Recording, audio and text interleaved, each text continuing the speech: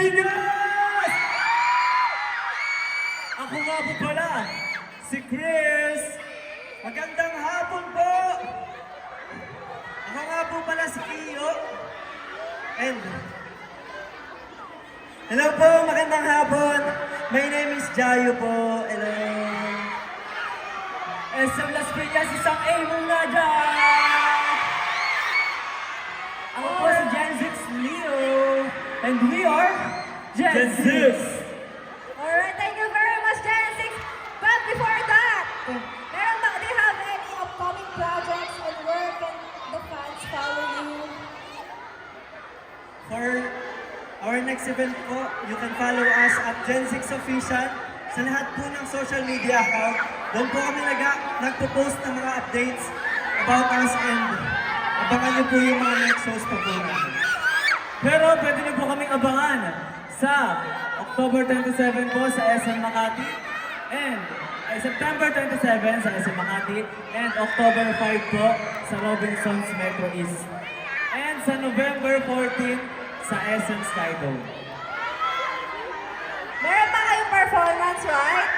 Alright, excited na ba kayo for their second performance? Isa ngayon naman dyan, guys! Wala namang energy! Yan! Alright! I'll be giving the stage to Jensen! Isa pa! Then syempre, that was our second pre-debut single sa Laris. Out na po yan sa Spotify and sa lahat ng music streaming platforms, kaya stream nyo na. And gusto rin po namin pasalamatan ang E-Connect Events and Concerts and sa SM Center Las Piñas sa pag-invite po sa amin dito sa Now Playing People.